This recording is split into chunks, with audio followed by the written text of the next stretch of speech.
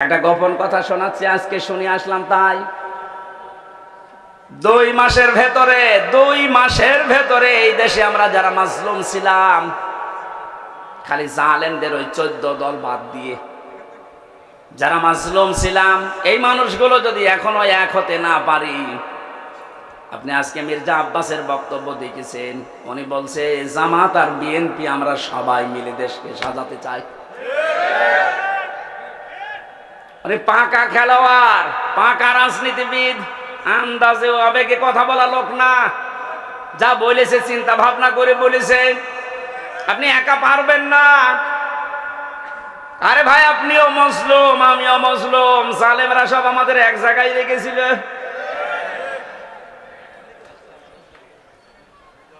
আমি অবদান স্বীকার করি, এই জন্য শুকরিয়া আদায় করছি। জনাব তারেক জিয়া সাহেবের পিএস আমার সাথে 3 বছর ছিল পাশে।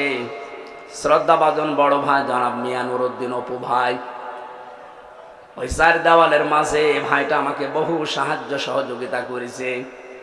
ওনার বন্ধু ছিল গিয়াসউদ্দিন মামুন ভাই, ওনার দ্বারা আমি বহু উপকৃত হয়েছি ওই ভেতরে।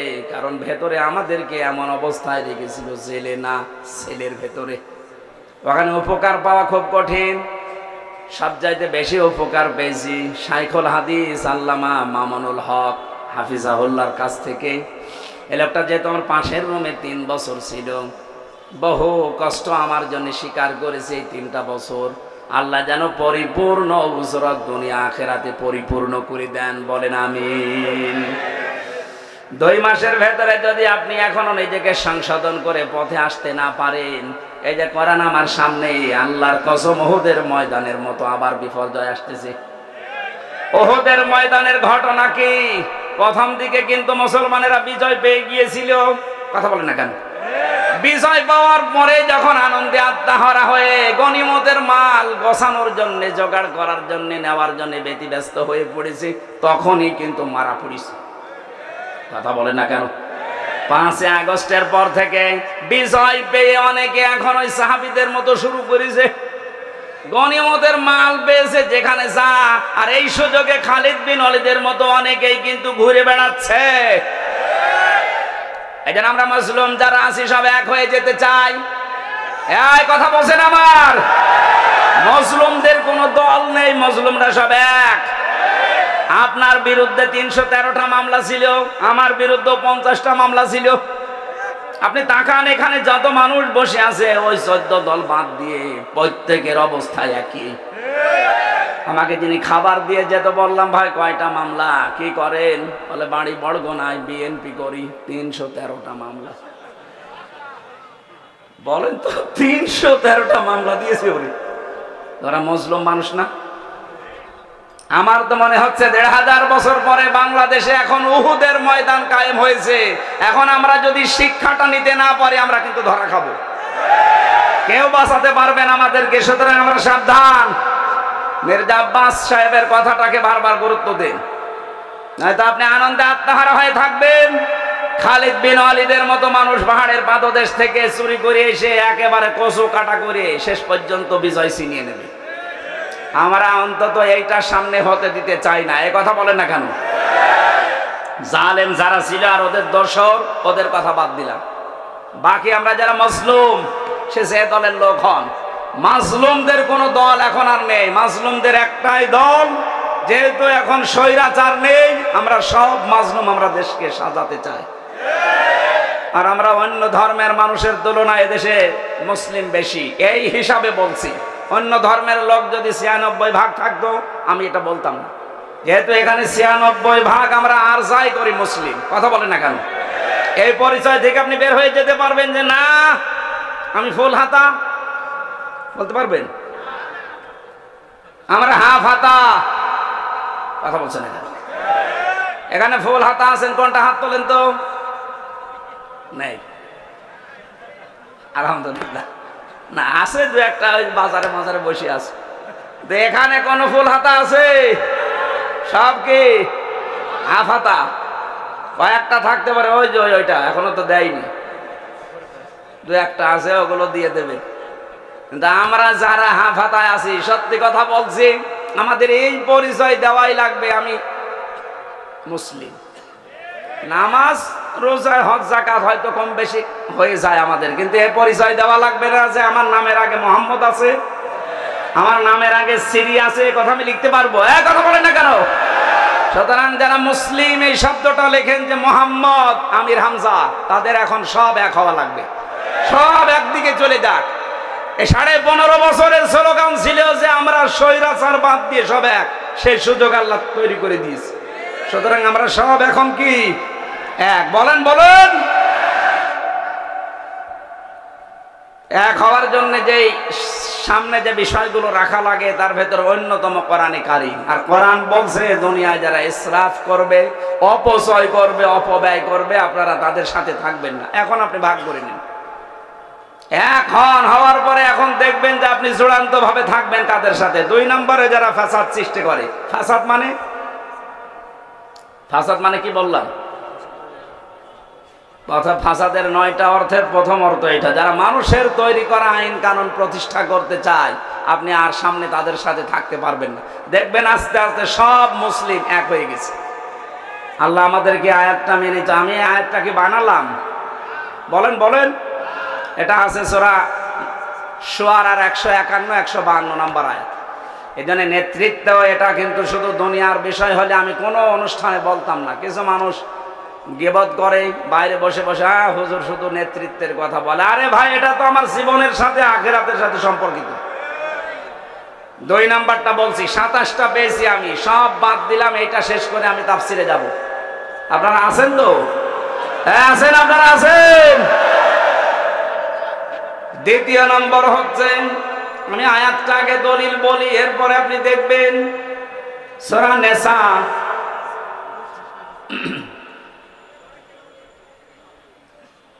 5 নাম্বার পারার 2 নাম্বার পৃষ্ঠা 11 নাম্বার লাইনের 34 নাম্বার আয়াতের প্রথম অংশে আছে,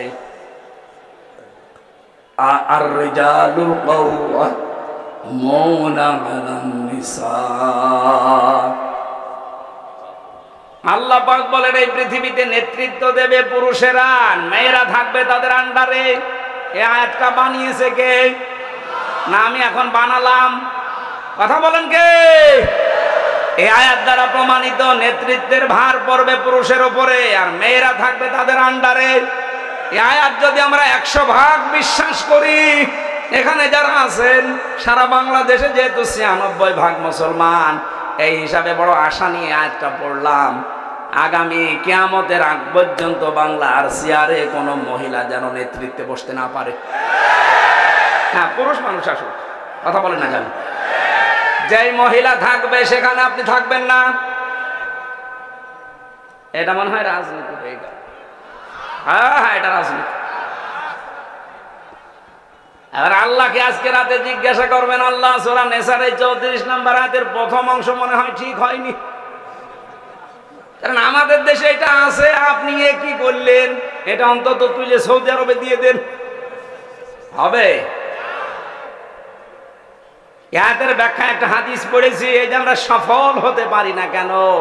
নবীজি বলেন, ক্বালান নবিয়্যু সাল্লাল্লাহু আলাইহি ওয়াসাল্লাম, লা ইউফলিহা কওমুন, ওই জাতি কখনো সফল হচ্ছে না, হবে না, যে জাতির নেতৃত্বে আছে, নেতা হয়ে আছে কোন মহিলা।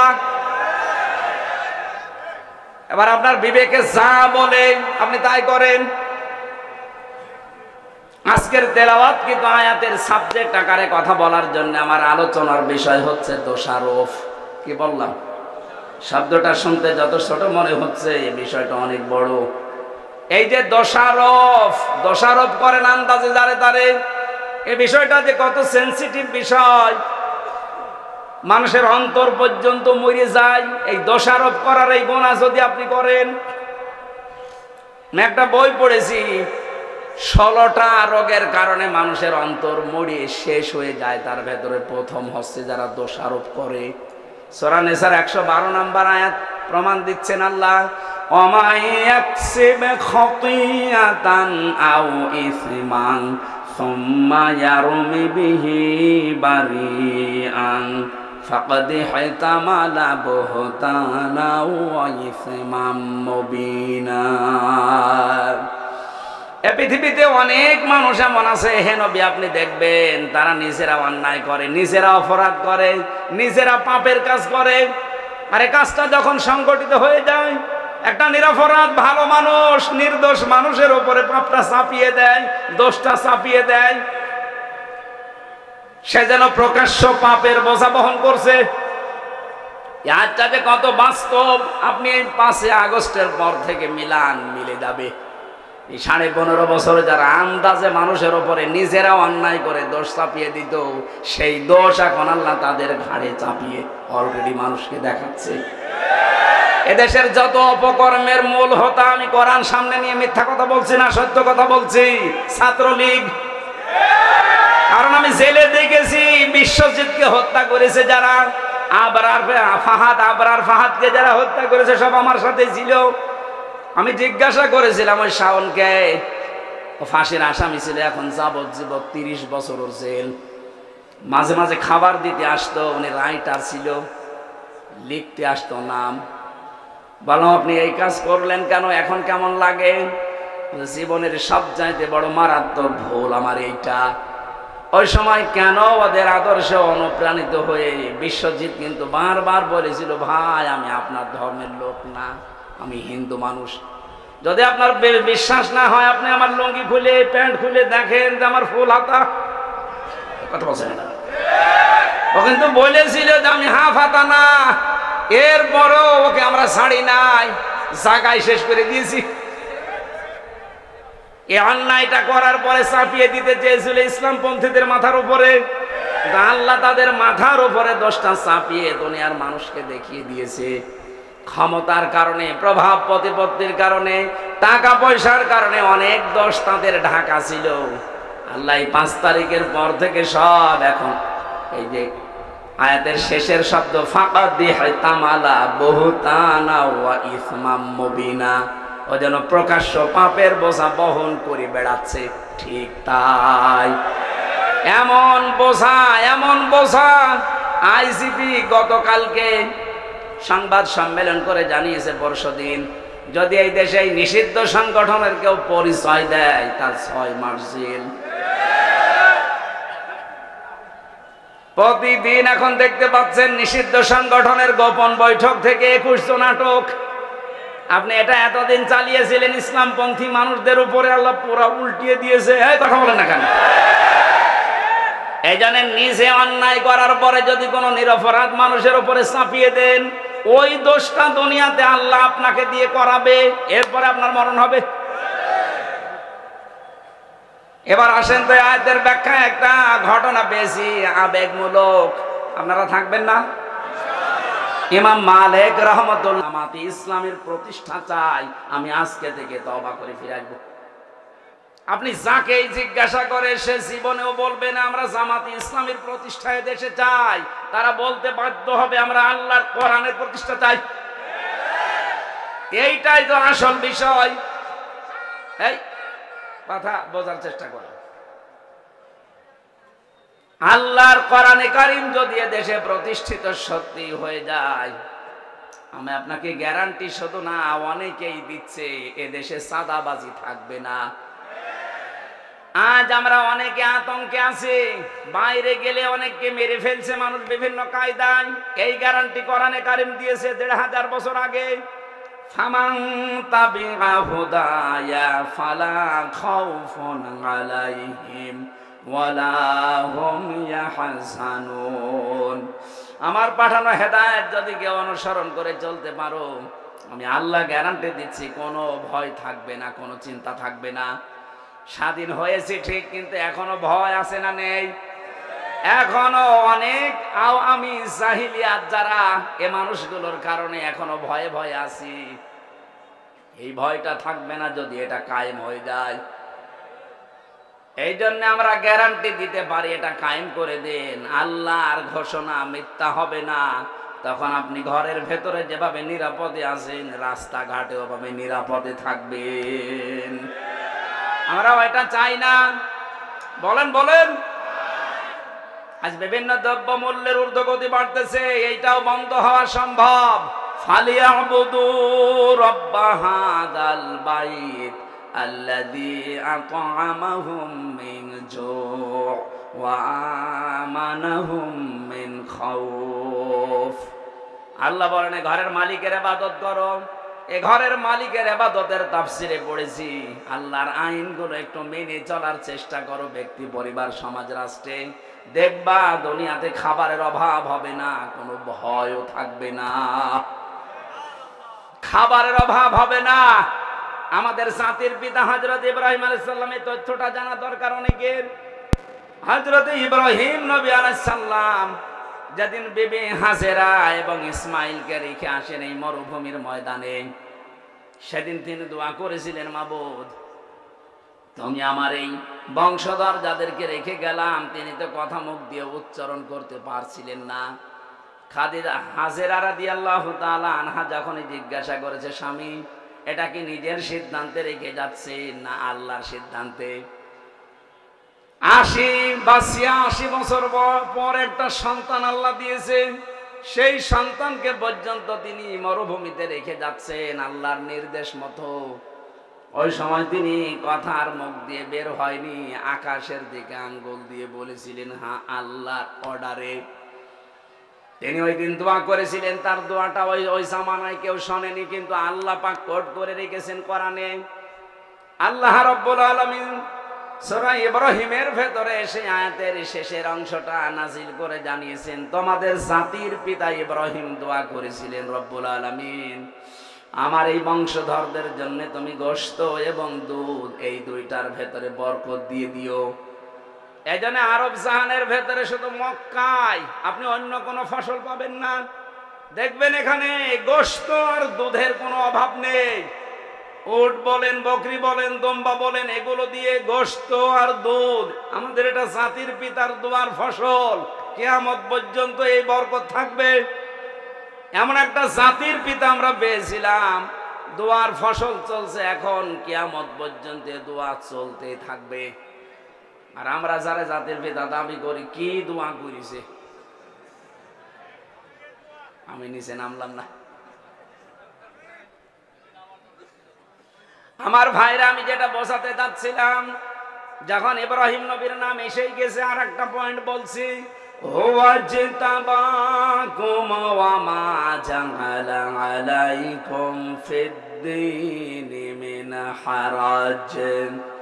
আল্লাহ বলেন তিনি সে আল্লাহ যিনি তোমাদেরকে নির্বাচিত করেন। নাটোরবাসী সাফ করে জবাব দেবেন, নির্বাচিত করা হয় মানুষদেরকে কোন পদ্ধতিতে? নির্বাচনের মাধ্যমে। নির্বাচিত হতে হলে কি করা লাগে? নির্বাচন। বলেন বলেন, আরো জোরে বলেন। নির্বাচন না করে কেউ নির্বাচিত হতে পারে? অথচ আমাদের কপাল খারাপ, এই 15.5 বছরে নির্বাচন পদ্ধতি ধ্বংস করে দিয়েছে। আমরা নির্বাচিত হব কি করে? এখানে এতদিন যারা 15.5 বছরে ছিল, একটাও নির্বাচিত না। নির্বাচন হওয়ার আগে 154 জন হয়ে যায়, আবার নির্বাচন যেদিন হবে তার আগের রাতে হয়ে যায়। আপনি কি রাগ করলেন? এ যে তেবা শব্দটা আয়াতে আছে সূরা হজ 78 নম্বর আয়াতের মাঝের অংশে আছে। আল্লাহ বলেন আমি নির্বাচনের মাধ্যমে তোদেরকে নির্বাচিত করেছি, আমি করেছি। হোয়াজতাবাকুম, তোমাদেরকে আমি আল্লাহ নির্বাচিত করেছি। তাফসিরে পড়েছি নির্বাচিত করা লাগে নির্বাচনের মাধ্যমে। যারা নির্বাচন ব্যবস্থায় ধ্বংস করে দিলেন, আপনার এই আল্লাহর এই আয়াত মানেননি। এক কথা বলে না কেন? এই পদ্ধতিটা ফিরিয়ে আনা দরকার।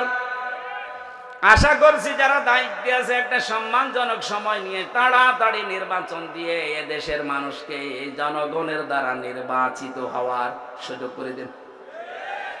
একটা নির্বাচিত সরকার যতদিন না আসবে, ওদের ওই ষড়যন্ত্র কিছু বসে নেই, চলতেছে। সূক্ষ্ম কিছু বিষয় এখানে আছে। নির্বাচিত সরকারের কাছে নির্বাচনের মাধ্যমে ক্ষমতা দিয়ে দেন, এদেশে যে ষড়যন্ত্র চলছে এটা থেমে যাবে, দেশটা আবার দাঁড়িয়ে যাবে ইনশাআল্লাহ। এরপরে শব্দে আল্লাহ জবাব দিয়েছেন, ওমা জাআলা আলাইকুম ফিদ্দীনি মিন হারাজ। দিনের উপরে চলতে গিয়ে যে বাধা বিপত্তি আসবে, যদি নির্বাচিত তোমরা হয়ে যেতে পারো, তোমরা যদি বাছাই হতে পারো, ছাঁটাইয়ের ভেতরে না পড়ো, যত বিপদ আপদ আসবে আমি আল্লাহ নিজে দূর করে দেব। এই জন্য নির্বাচনের মাধ্যমে নির্বাচিত হয়ে কোন মানুষ যদি আল্লাহর বাছাইয়ের ভেতরে পছন্দের ভেতরে পড়ে যায়, আর কোন মানুষ যদি ছাঁটাইয়ের ভেতরে কাটার ভেতরে পড়ে যায়, এদের কপাল খারাপ। আমরা যারা এই দেশে আল্লাহর বিধানকে জারি করার জন্য আল্লাহ পাক কর্তৃক মনোনীত, নির্বাচিত, বাছাইকৃত হয়ে পড়েছি, জীবনের কিচ্ছু চাই না। আমরা যেহেতু বাছাইকৃত হয়েছি, আল্লাহ পাক অবশ্যই তার জান্নাত আমাদেরকে দেবেন। وَلِيَعْلَمَ اللَّهُ الَّذِينَ آمَنُوا وَيَتَّخِذَ مِنكُمْ شُهَدَاءَ وَاللَّهُ لَا يُحِبُّ الظَّالِمِينَ। তোমাদের ভেতরে যার ঈমান এবং অ্যাক্টিভিটিস গুলো আমার কাছে পছন্দ হয়, তাকে আমি আল্লাহ সাধারণভাবে বিছানায় ফেলে মরণ দেই না, ওর মরণ হয় আমি আল্লাহর দরবারে শাহাদতের মরণ। বলেন আল্লাহু আকবার। এখানে আমাদের জীবন আমরা যখন পড়েছি, বলিন্না সলাতি ওয়া নুসুকি ওয়া মাহইয়ায়া ওয়া মামাতি লিল্লাহি রাব্বিল আলামিন। এটা যেহেতু আমি মন দিয়ে, মনে প্রাণে, মুখ দিয়ে উচ্চারণ করে বিশ্বাস নিয়ে পড়েছি, সুতরাং দুনিয়া একদিকে হয়ে গেলেও এই রাস্তা থেকে আমারে কেউ সরাতে পারবে না। আমার জীবনের টার্গেট এইটা। আমি নামাজ পড়ি যার জন্যে, আমি বেঁচে আছি যার জন্যে, মারাও যাব তার জন্যে। আমার যে নুসুক, আপনি তাফসিরে দেখবেন নুন সিন কাফ, নুসুক শব্দের অর্থ তিনটা। এক নম্বরে নুসুক মানে এই যে রক্ত প্রবাহিত করা হয়, এর নাম আরবিতে নুসুক বলে, যেটা কোরবানি বলে জানি। দুই নম্বরে হজের ক্রিয়াকলাপ, কার্যক্রম। তিন নম্বরে ইবাদত বন্দেগী। আমি যা করছি, হজ করি, নামাজ পড়ি, রোজা রাখি, আমার শারীরিক মানসিক চিন্তার যে ইবাদত বন্দেগী আছে, এমনকি আমি যা জবাই করি সব আমি আল্লাহকে দিয়ে দিয়েছি। বলেন সুবহানাল্লাহ। আমাদের জীবনে হতাশা বলে কিছু নেই, কারণ হতাশা থাকবে তাদের জীবনে যে মানুষগুলো আল্লাহর এই নামাজকে আদায় করবে না। ইন্নাল ইনসানা খুলিকা হালুআ ইযা মাসসাহু শাররু জাযুআ ওয়া ইযা মাসসাহুল খায়রু মানুআ ইল্লাল মুসাল্লিন। রাব্বুল আলামিন বলেন, অবশ্যই আমি মানুষকে বানিয়েছি অস্থির চিত্ত দিয়ে। এ সব সময় ব্যস্ত মানুষ, সব সময় ব্যস্ত। কোন নিয়ামত পেলে সে কৃপণ হয়ে যায়, আর কোন অশুভ কিছু আসলে, কোন ক্ষতি, কোন অকল্যাণ, কোন কষ্ট যদি স্পর্শ করে তাকে, সে তখন হতাশ হয়ে যায়। এই গুণগুলো বলতে বলতে হঠাৎ আল্লাহ আলোচনার ধরন পাল্টিয়ে দিয়েছেন। আল্লাহ কিন্তু ভালোই বলছিলেন, ইন্নাল ইনসানা খুলিকা হালুআ ইযা মাসসাহু শাররু জাযুআ ওয়া ইযা মাসসাহুল খায়রু মানুআ। হঠাৎ আলোচনার ধরন দিয়ে পাল্টিয়ে চলে গেছেন অন্য লাইনে।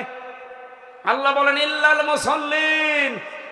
এই সমস্ত গুণ পৃথিবীর সব মানুষের ভেতরে আছে।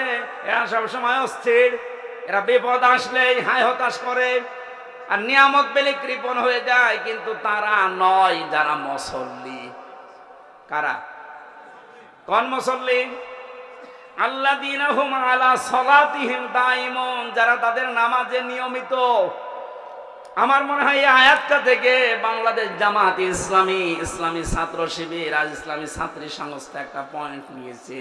ওনারা যাই নামাজ পড়বে ওনাদেরকে লিখে রাখা লাগে যে আমি আজকে এই কয় ওয়াক্ত নামাজ পড়েছি। আপনি এক ওয়াক্ত নামাজ পড়েন, দুই ওয়াক্ত পড়েন, আপনি মুসল্লির ভেতরে নেই। আপনাকে নামাজ দাইমন নিয়মিত পড়া লাগবে। এজন্য আপনি জামাতে পড়লেন না একা পড়লেন, ওইটাও লেখা লাগে। এক কথা বলছেন না? আপনার জীবন পরিবর্তনের জন্য সিলেবাসটা খুব জরুরি। আপনি যদি এখানে নাও আসতে চান, শুধু সিলেবাসটা কাছে রাখেন, 6 মাস আপনি কাছে রাখলে আপনার জীবন পাল্টাতে বাধ্য। আরে ভাই, আমি নিজে তো পরীক্ষিত। 6 মাস রেখে দেখেন না কেন? আপনার জীবন যদি উচ্ছৃঙ্খল থাকে, বিশৃঙ্খলায় পরিপূর্ণ থাকে, আশা করছে আপনার জীবনকে আপনি কন্ট্রোলে নিয়ে আসতে পারবেন। আপনাকে আমি দাওয়াত দিচ্ছি না যে আপনি শিবির করেন, জামাত করেন, দরকার নেই।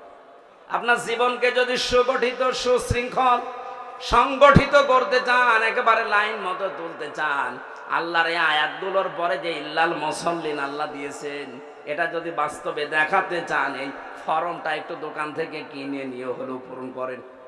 দেখবেন আমি কসম দিয়ে বলছি আপনি পাল্টিয়ে যাবেন, কারণ এই ফর্মগুলো সব কোরআনে কারিম থেকে ধারাবাহিকভাবে নিয়েছে। সুবহানাল্লাহ বলতে পারেন না?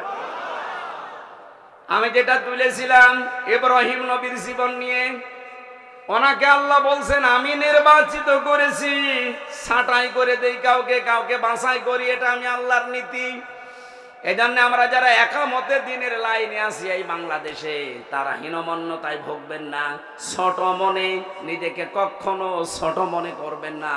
আপনি পৃথিবীতে সবচাইতে দামি মানুষ, কারণ আল্লাহ আপনাকে নির্বাচিত করে ফেলেছে।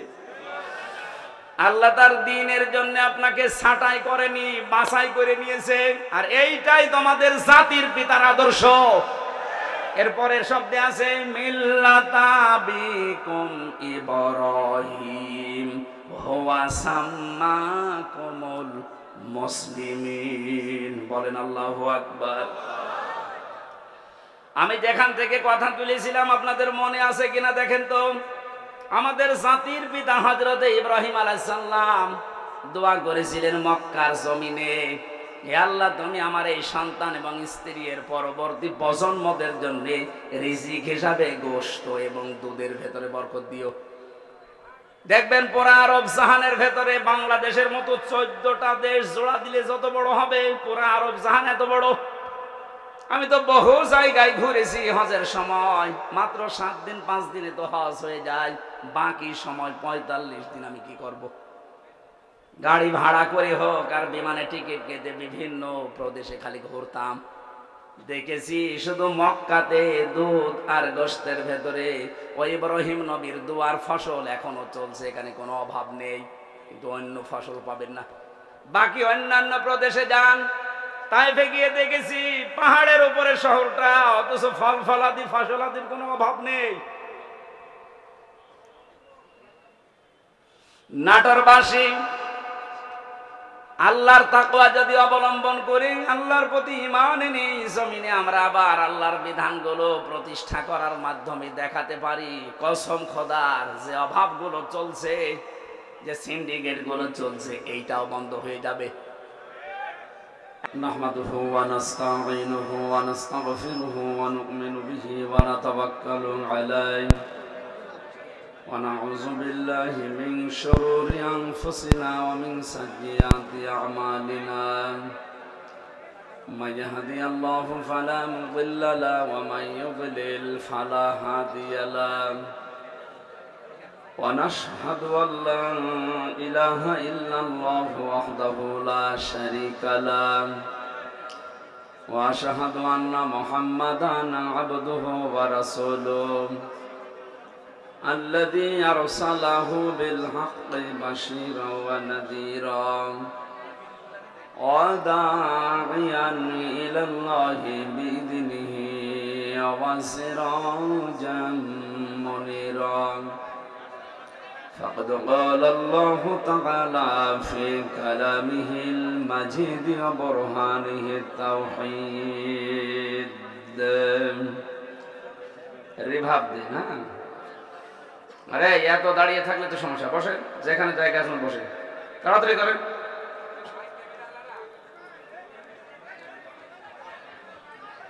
أعوذ بالله من الشيطان الرجيم. بسم الله الرحمن الرحيم.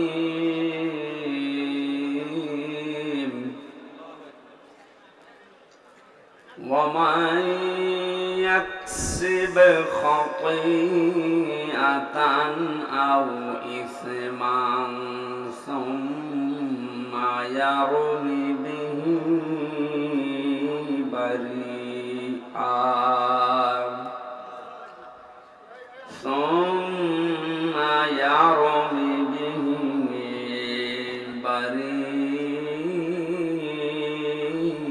بريئا فقد احتمل بهتانا وإثما مبينا صدقت يا ربنا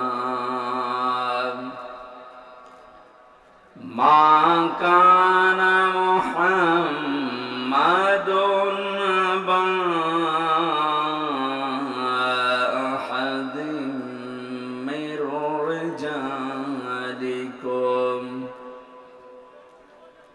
ولكن رسول الله وخاتم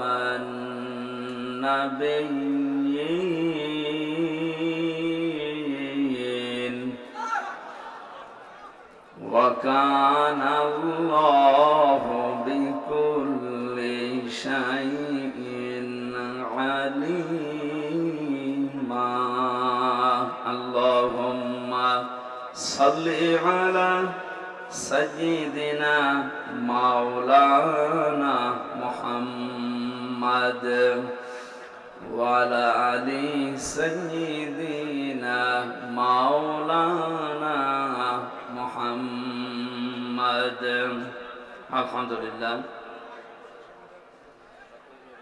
নাটোর জেলার গুরুদাসপুর থানার অন্তর্গত নাজিরপুর যুব সমাজ কর্তৃক আয়োজিত দ্বিতীয় বাৎসরিক তাফসীরুল কোরআন মাহফিলের স্বনামধন্য সভাপতি আলহাজ মোহাম্মদ হোসেন আলী মণ্ডল সহ সভাপতিবৃন্দ, মাহফিলের প্রধান অতিথি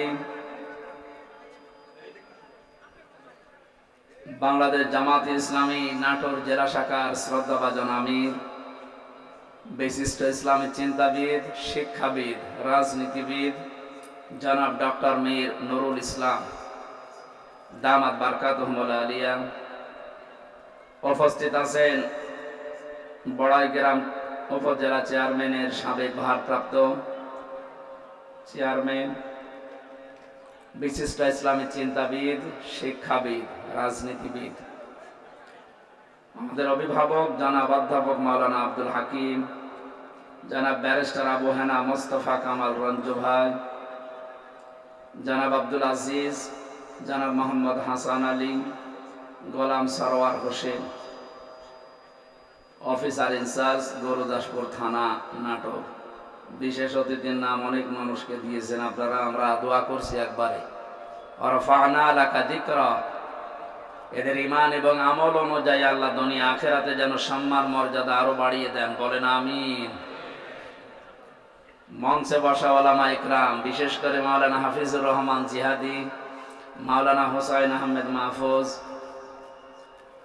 মাওলানা সাব্বির হোসাইন, নাম না জানা অন্যান্য ওলামা ইকরাম, সামনে বসা মুসলমান ভাইরা, পর্দার আড়ালের সম্মানিতা মা এবং বোনেরা, প্রশাসনের ভাইরা, প্রাণ প্রিয় নাটোরবাসী, দল মত নির্বিশেষে আমরা এসেছি অনুষ্ঠানে। এটা কোনো একক দলের সম্পদ নয়, হাদা বায়ানুল লিন্নাস, মানুষ যারা তাদের জন্য আজকের এই আলোচনার অনুষ্ঠান। কথা বলে না কেন? হাদা বায়ানুল লিন্নাস, আল্লাহ বলেন এর ভেতরে বায়ান করা আছে, বক্তব্য দেওয়া আছে মানুষ বলে যারা দাবি করে তাদের জন্য। বিগত কিছুদিন আগে যে দৃশ্য গেল, কিছু মানুষ এই পৃথিবীতে মানুষ হওয়ার অযোগ্য হয়ে গেছে, তাদেরকে যে মানুষ বলা যায় না, 2006 সালের আজকের এই দিন তার প্রমাণ। আপনারা জসিম ভাইয়ের নাম শুনছিলেন, পিটিয়ে হত্যা করার পরে তার লাশের উপরে কিছু মানুষ ড্যান্স দিয়েছিল।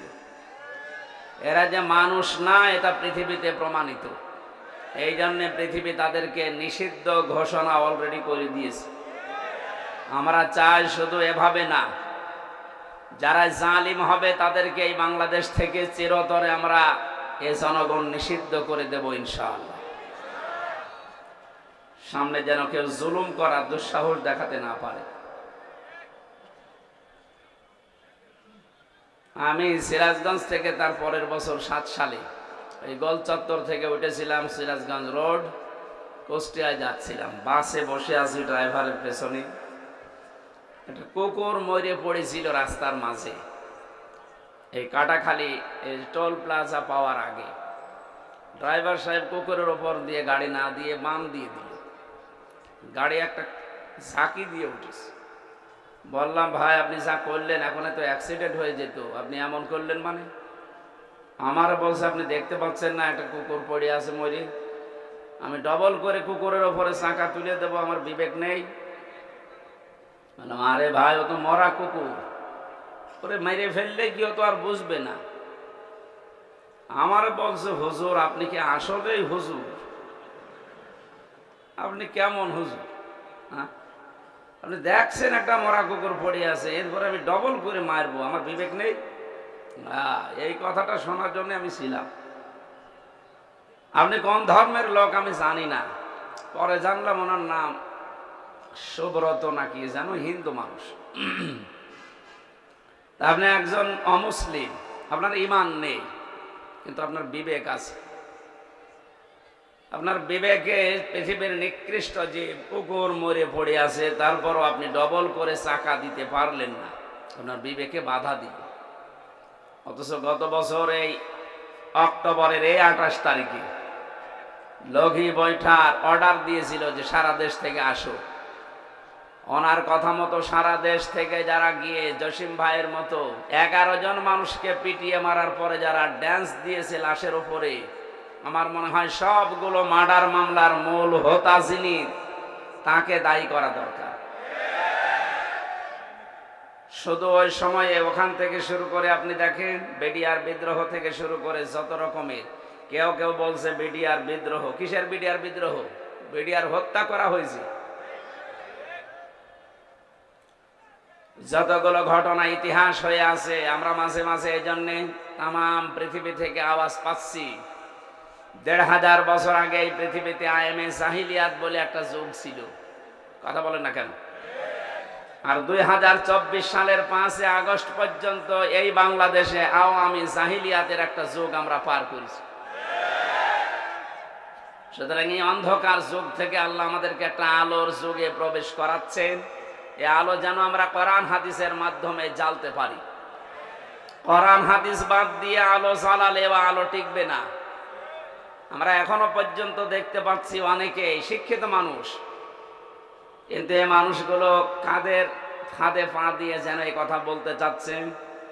কোরআন হাদিসের কথা যারা বলে তাদেরকে তারা মৌলবাদ বলে চালিয়ে দিচ্ছে। এই জিকির বন্ধ করা লাগবে। কার ফাঁদে পা দিয়ে আপনি এই জিকির করছেন আমি জানি না।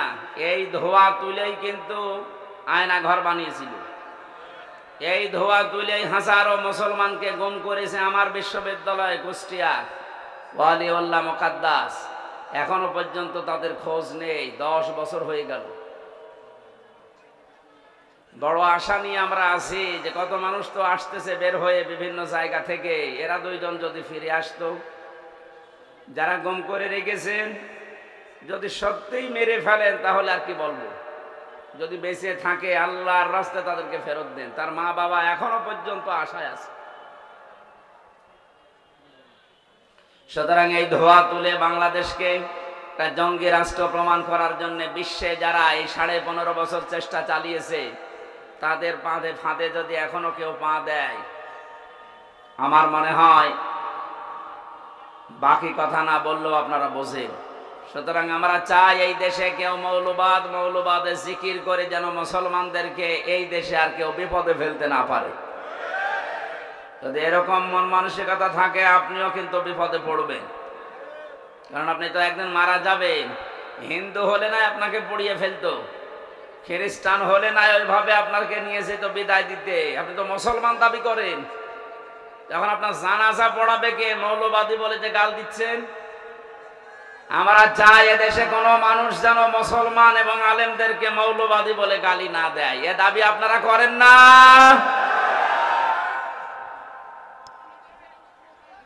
এই জন্য 2006 সালের অক্টোবরের 28 তারিখে যারা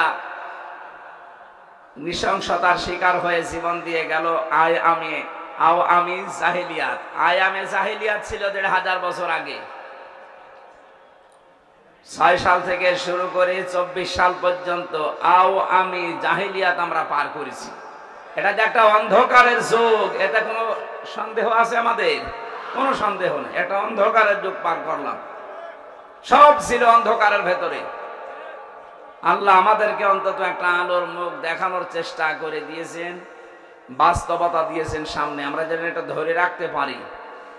এই জন্য কোরআনে কারিমের আলোচনাগুলো বেশি বেশি হওয়া দরকার, কারণ কোরআন হচ্ছে আলো। কোরআন কি?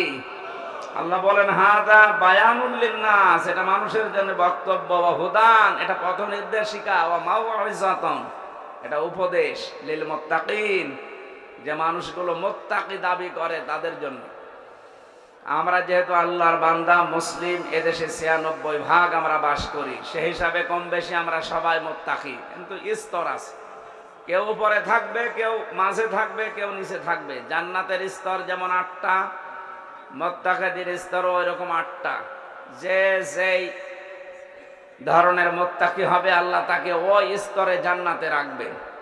আমরা যেন জান্নাতুল ফিরদাউসে যাবার মতো মুত্তাকি হতে পারি, বলেন আমিন। এই ছেলে যাই করেন কথা বলবেন না ভাই, এমনি কন্ডিশন আমার ভালো না, যা বলছি জোর করে বলছি, কথা বলবেন না। দাঁড়িয়ে থাকেন, বসে থাকেন, অসুবিধা নেই, কথা বলবেন না। দরবারে ইলাহিতে শুকরিয়া আদায় করেন তো আলহামদুলিল্লাহ। দরুদ আর সালাম পড়ছি আমাদের নবী মুহাম্মদ রাসূলুল্লাহ সাল্লাল্লাহু আলাইহি ওয়াসাল্লামের প্রতি। কথা বলতে গেলে কিছু মানুষের মনের ভেতরে খটকা লাগে, না জানি আবার বিরুদ্ধে চলে যায় কিনা। আরে ভাই, আমি কোরআন দিয়ে কথা বলি, কোরআনের কথা শুনলে ভয়ে থাকবে, আতঙ্কে থাকবে তো তারা যারা মুনাফিক। আপনি কি মুনাফিক? ওই জামানায় এই সিস্টেম ছিল, যখনই কোনো আয়াত নাজিল হতো, মুনাফিক যারা নামধারী মুসলমান ওপরে ওপরে ঘোষণা দিত কালেমার, ভেতরে ভেতরে তারা ছিল কপটতাকারী, তারা ছিল সংকীর্ণ মনে, কালো রোগ বিশিষ্ট অন্তর নিয়ে তারা বাস করত।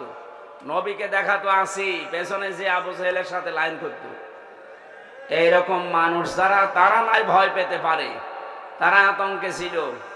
১৫০০ বছর পরে এখনো বাংলাদেশে মুনাফিক আছে যে আপনার আতঙ্ক লাগে, না জানি আবার আমার বিরুদ্ধে চলে যায় কিনা। কয় আমরা যারা বসে আছি, কয় আমাদের তো কোনো টেনশন নেই। আল্লাহকে শুধু আমাদের না আপনারও জন্য আল্লাহ বলেন। সুতরাং আমি যা বলছি যদি মিলাতে পারেন যে না এটা বানানো কথা, তাহলে আমি বলবো না। কিন্তু যদি আপনি দেখেন যে না এটা তো কোরআনের সাথে মিলছে, কোরআন সংশোধন করবেন না নিজে সংশোধন হবেন। আশা করছি আপনি মনে প্রাণে এটা বিশ্বাস করেছেন। আমরা এবার কোরআনের একটা পয়েন্ট দিয়ে তেলাওয়াতকৃত আয়াতে যাব।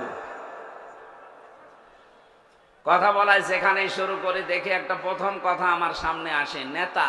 এই শব্দটা আসলেই অনেকেই মনে করছে এই দুনিয়ার বিষয়, আবার তাফসীর মাহফিলে তুলে নিয়ে আসা কি দরকার। আরে ভাই, এটা দুনিয়ার বিষয় না, এটা আখিরাতের বিষয়।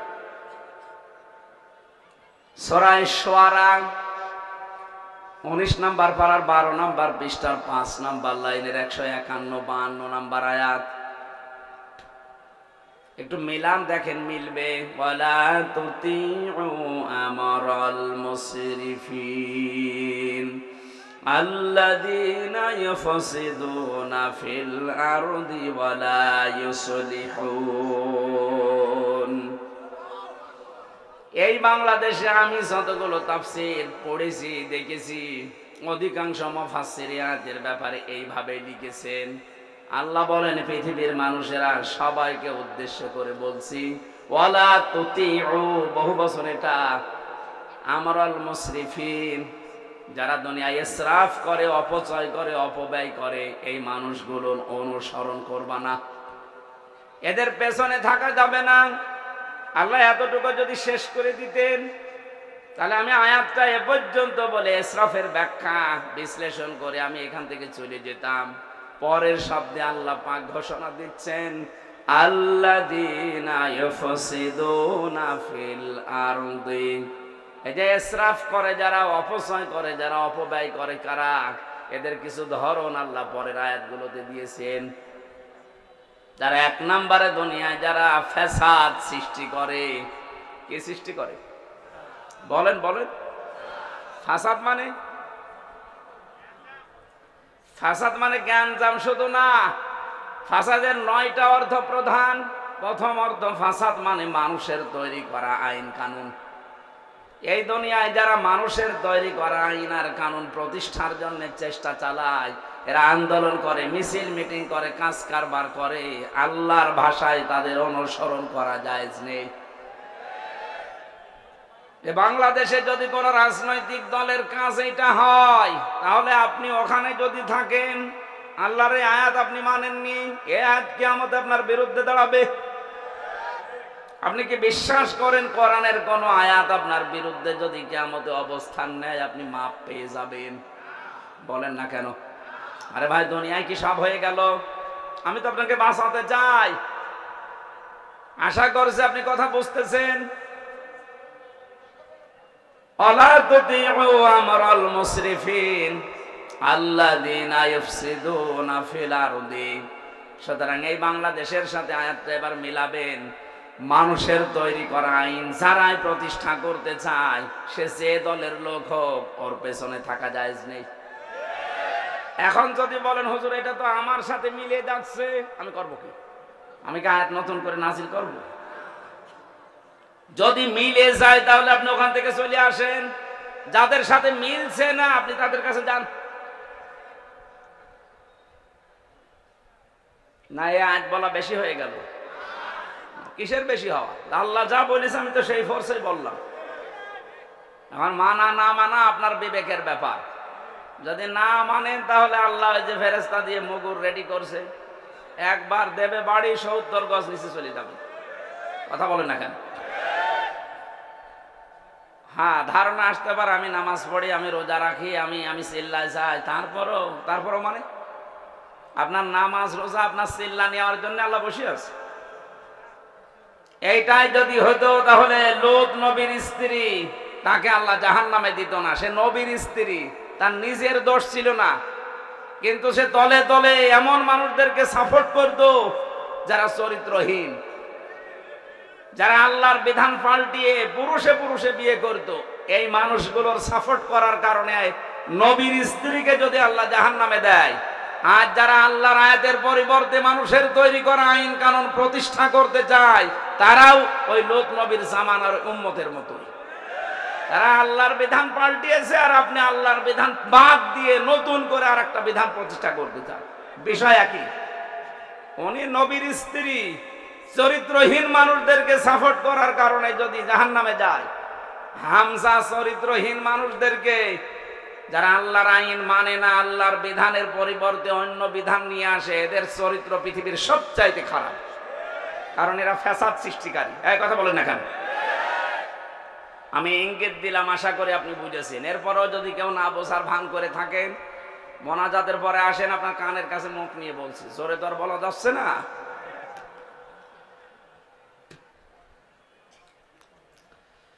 নাটোরবাসী, আমি কথা বলছি খুব অল্প সময়, খেয়াল করে মেলাবেন।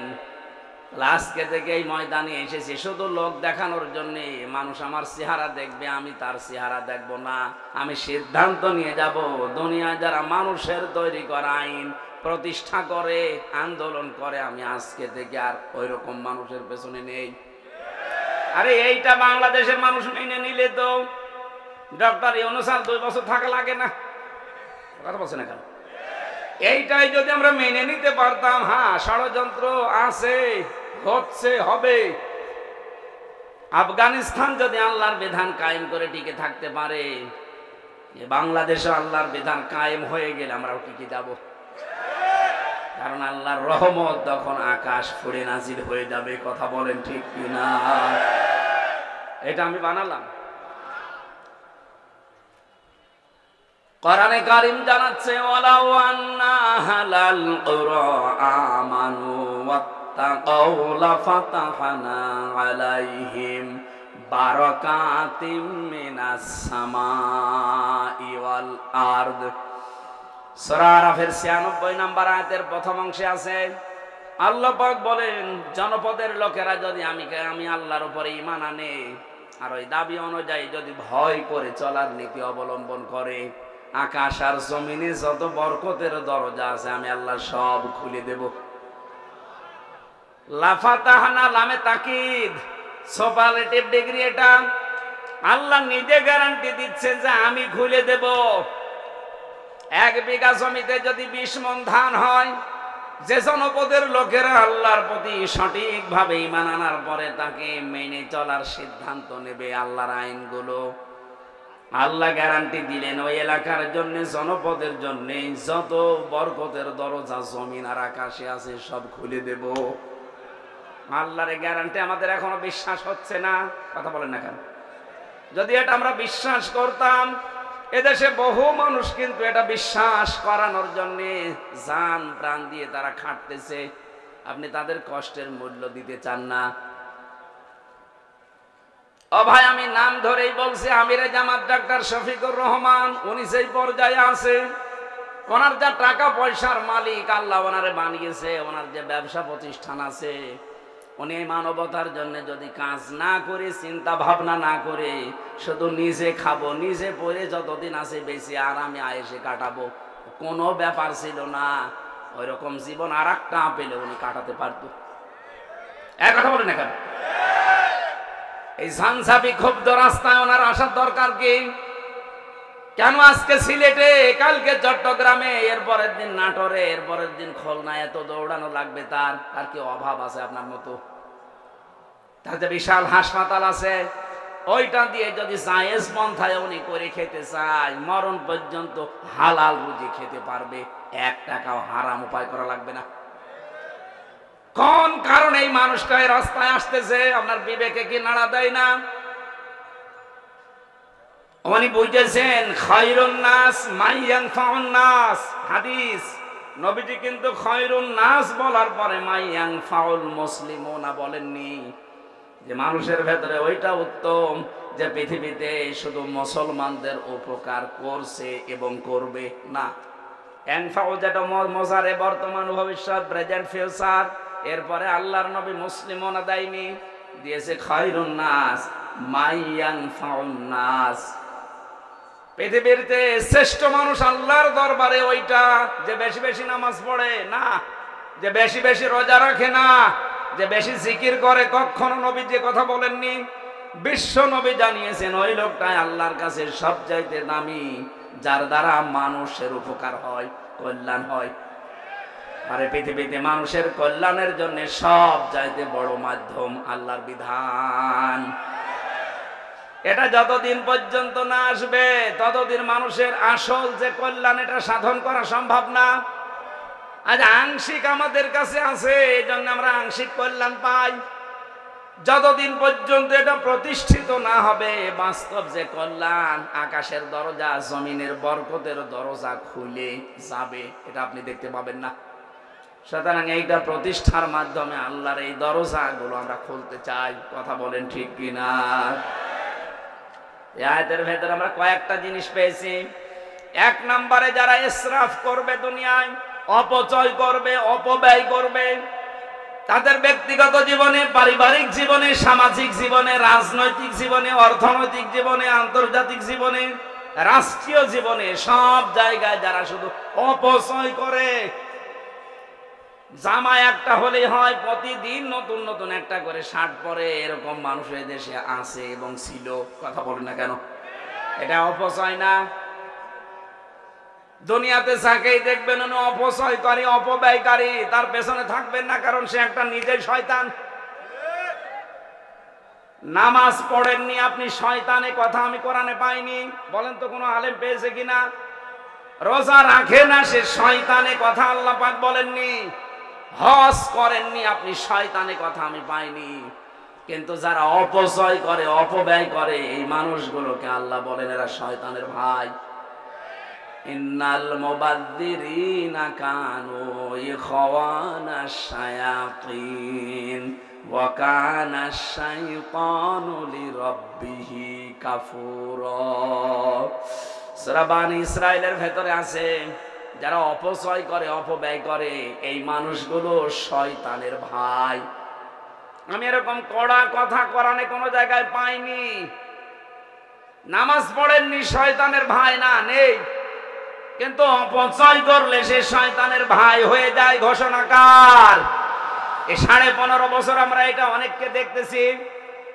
এই 15.5 বছরের ভেতরে যত অপচয় হয়েছে, অপব্যয় হয়েছে, এগুলো যদি অপব্যয় না করে শুধুমাত্র জনগণের জন্য, রাষ্ট্রের কাজের জন্য ব্যবহার করতেন, আল্লাহর কসমে এই দেশটা কিন্তু দাঁড়িয়ে যেত। আমরা তো এইটাই চাচ্ছি, অপচয় অপব্যয় বন্ধ করেন, সত্য এবং ন্যায়কে দেশে প্রতিষ্ঠা করে দেন, যা আছে এইটা নিয়ে আল্লাহ দেশ দাঁড় করিয়ে দেবে। নবীজিকে আল্লাহ বলেছিলেন, হে নবী, আপনি এখান থেকে চলে যাচ্ছেন, কিন্তু এই দোয়াটা করেন আমার কাছে, আকুর রব্বি আদখিলনি মাদখালা সিদকি ওয়া আখরিজনি মুখরাজা সিদকি ওয়া জাআলনি মিন লাদুনকা সুলতানান নাসীরা।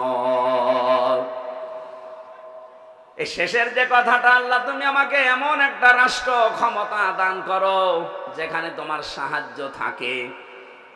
আমার তো মনে হচ্ছে দেশে একামতে দিনের দায়িত্ব যারা পালন করে তাদের একটা মানুষকে